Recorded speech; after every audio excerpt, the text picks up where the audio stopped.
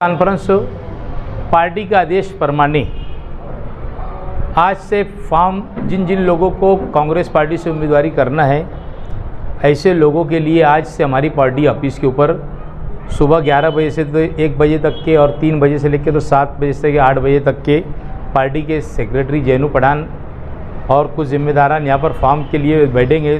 जो जिन लोगों को अरीज़ा लेंगे कि जिन किसको उम्मीदवारी करना है पार्टी से 5,000 रुपया जर्नल के लिए पार्टी ने पॉलिसी तैयार की है और 2,500 रुपया लेडीज़ के लिए ऐसा फॉर्म बिक्री का उन्होंने ये किया है। तो हम लोगों ने आज ऐलान किया कि भाई इस तरीके से हमारी पार्टी के अंदर जिन जिन लोगों को उम्मीदवारी करना है, एक वो दूसरा मसला ये है कि हमारा आज शाम में पार्लियामेंट्री बोर्ड बनेगा और पार्लियामेंट्री बोर्ड बनने के बाद वो तय करेंगे कि हम लोगों को किस किस से बात करना है और किसके साथ जाना है कारपोरेशन के इलेक्शन के अंदर।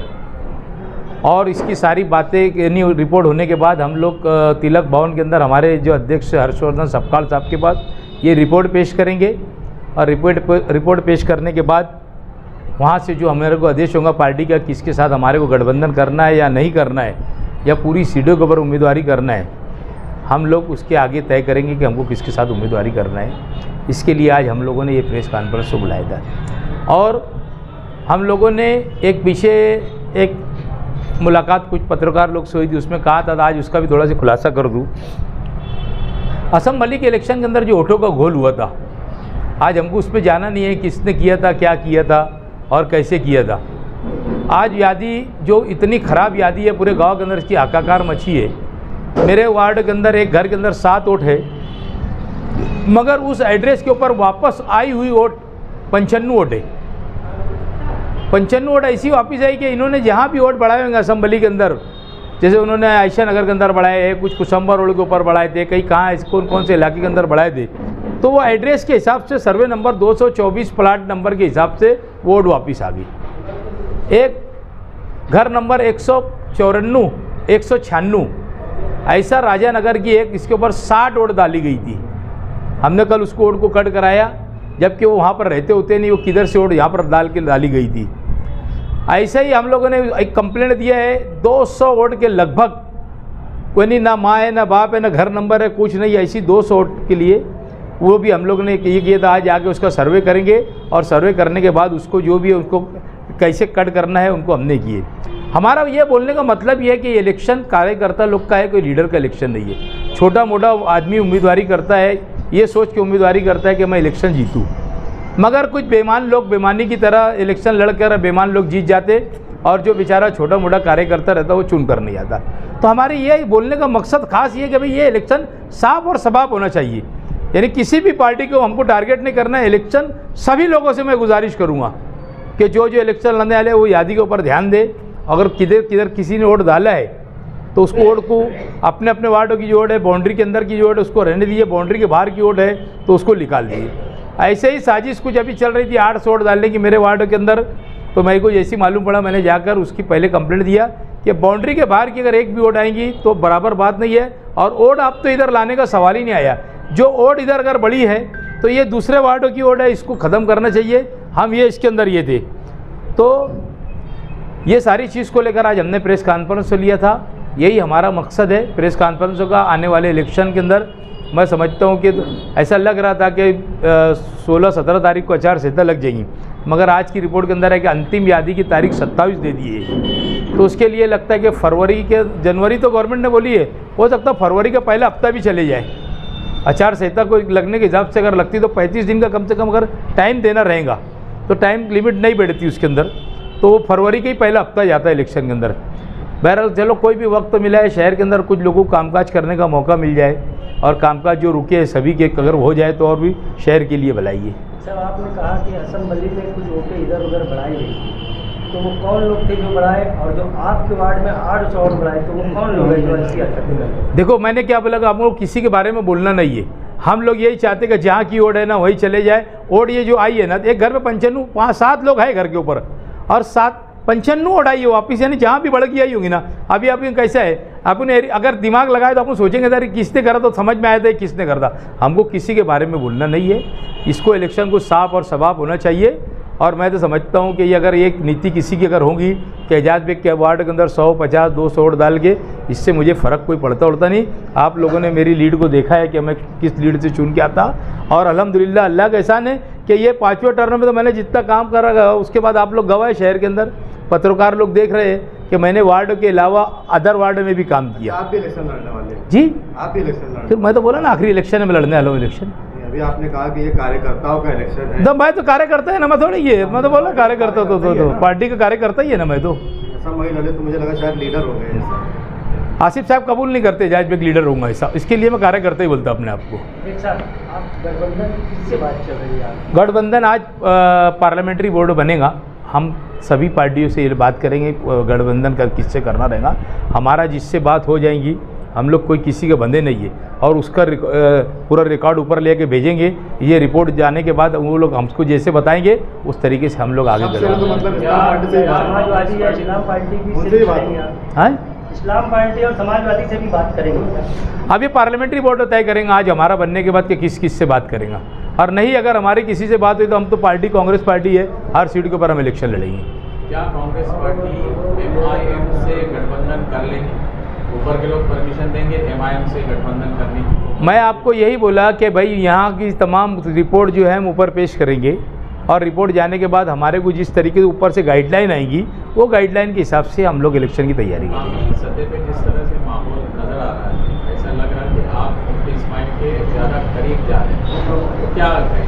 नहीं तो मुफ्ती साहब तो तुम्हारी अगर ऐसी समझ है कि मुफ्ती साहब MIM से लड़ने आ रहे, तो मुफ्ती साहब MIM से का मुझे जो लग रहा है अभी फ़िलहाल, क्योंकि सफ़ेद झंडा वो उस दिन निकला, तो इसका मतलब कहीं ना कहीं तो ऐसा नज़र आ रहा है कि वो MIM से नहीं लड़ेंगे, तीसरे मार्च से लड़ेंगे।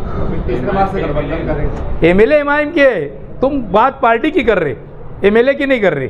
पार्टी एक अलग चीज़ होती है, MLA अलग, अगर वो पार्टी से वो MLA MIM के, अगर वो कोई मास बना रहे तो मास आदमी बना के सब पार्टी को ले सकता ना साथ में। तो तीसरे मार्च से गठबंधन करेंगे। अभी गठबंधन करने के बाद पार्लियामेंट्री बोर्ड तय करेगा किससे करने का है, अगर नहीं हमारी किसी से जमेंगी तो हम अकेले इलेक्शन लड़ने के लिए तैयारी है हमारी। मतलब तीसरे मार्च से आप फिर उसके बाद उनका गठबंधन कर सकते हैं। अरे भाई साहब, हमारे जो पार्लियामेंट्री बोर्ड वो तय करेंगे, और उसके बाद हमारी रिपोर्ट ऊपर जाएंगी कि हमारे को किसके साथ रहना है क्या नहीं रहना है। हम सभी पार्टी अब ये लोग किससे जाके बात कर लेंगे, पार्लियामेंट्री बोर्ड के लोग, हम वैसी तरीके से ऊपर रिपोर्ट पेश करेंगे कि हम लोगों से इनसे ऐसी बात हुई, ऐसा हुआ, हम लोग यहाँ से लड़ने वाले, यहाँ से लड़ाने वाले, ये देने वाले, सीट या नहीं देने वाले, सारी रिपोर्ट हम ऊपर पेश करेंगे ना हमारे अध्यक्ष को। अगर गठबंधन नहीं हुआ तो कांग्रेस पार्टी पूरी तरीके से तैयार है इलेक्शन? बिल्कुल हमारी तैयारी है, हम हर हाल में लड़ेंगे इलेक्शन। 25 साल से जो शख्स लगातार चुन के आ रहे हैं, क्या ऐसा लगता है कि असक्षम अपने आप को समझ रहे हैं आज? हैं? 25 साल से लगातार चुन कर आ रहे हैं, 5वां टर्म है ना, हाँ। छठा भी रह सकता है, तो क्या जरूरत है गठबंधन की? नहीं, सक्षम है ना लगातार चुन कर आ रहे हैं? सक्षम जो है हर आदमी, देखो आगे महापौर अगर बैठाना है तो कहीं ना कहीं किसी को साथ गठबंधन करना पड़ेगा। सब पार्टी गठबंधन कर रही, आज वो गैर इस्लाम पार्टी का और इस्लाम पार्टी का भी गठबंधन चल रहा। अब ये तो हमने किया, तो हम लोग शहर की भलाई के लिए अगर हमको किसी के साथ जाना रहेगा तो हम बिल्कुल जाने की तैयारी में रहेंगे। शहर का विकास हमको पसंद है पहले नंबर के ऊपर। तो अच्छा, कितनी भी जिस पार्टी से भी गठबंधन होगा, कितनी सीट की डिमांड आप मतलब करेंगे? देखो, डिमांड तो ऐसा है कि मांगने वाला तो ज़्यादा से ज़्यादा मांगेगा, देने वाले बोलना चाहिए कि भाई हम ये दे सकते। हमारी पहले बैठ के लाए अमल तय हमको ये सीट के ऊपर होना, तो हम लोग उसके ऊपर पहले बात जब हमारी शुरू होंगी तो एक ही बात ज़रूरी नहीं है कि जाबिर भाई को मैं बोल दिया और जाबिर भाई मेरी बात मानने का ऐसा ज़रूरी भी नहीं रहता ना। तो जाबिर भाई की भी कुछ बात हमको सुनना पड़ेगी ना। जैसे अभी इस्लाम और गैर इस्लाम का जैसे जो उनका गठबंधन उन्होंने बोल दिए कि भाई हम लोग जो हमारी 28 सीट चुन के आई थी, हम वहाँ पर सीट इनको नहीं देंगे, तो फिर भी उनकी बात चल रही ना। अभी तो हमारा ऐसा कोई मसला नहीं है। आप अगर ये 28 सीट उनकी बोलते तो ये कांग्रेस की 28 सीट थी, हम भी बोल सकते ना कांग्रेस की 28 सीट थी। ये सही में आपके पुरानी दोस्ती जो थी, जिसको आप इस्लाम और गैर इस्लाम बोल रहे हैं, तो आपके पुराने दोस्त थे है ना आज भी मेरा। नहीं, क्या आपका दोस्ती का यानी आप आगे बढ़ेंगे? देखो, ऊपर तो बढ़ चुके राजकारण के अंदर जो है ना, ऐसा है जहूर भाई, तुम बहुत सीनियर पत्रकार है, मैं तुम्हारे सामने बहुत बच्चा है। 2 कदम वो बढ़ेंगे तो 2 कदम हम भी बढ़ेंगे, है ना। दोस्ती की बात ऐसी है कि हमारा भाई आसिफ भैया, मेरा छोटा भाई, ऐसा थोड़ा सी ये करता था, अब उसने मुझसे दुआ सलाम चालू करा तो मैं भी अब उसको, वो 1 टाइम करा मुझे, मैं उसको 2 टाइम करने की तैयारी रखता। तो ये चीज़ ऐसी है, राजकारण तो कोई हमेशा का झगड़ा रहता नहीं, सिर्फ आदमी का ऐसा है कि थोड़ा मिजाज की बात रहती है। था अब वो दुआ सलाम करने का तो मैं भी करने लग गया ना, तो वो नहीं करता था तो मैं भी नहीं करता था, बात ऐसी रहती।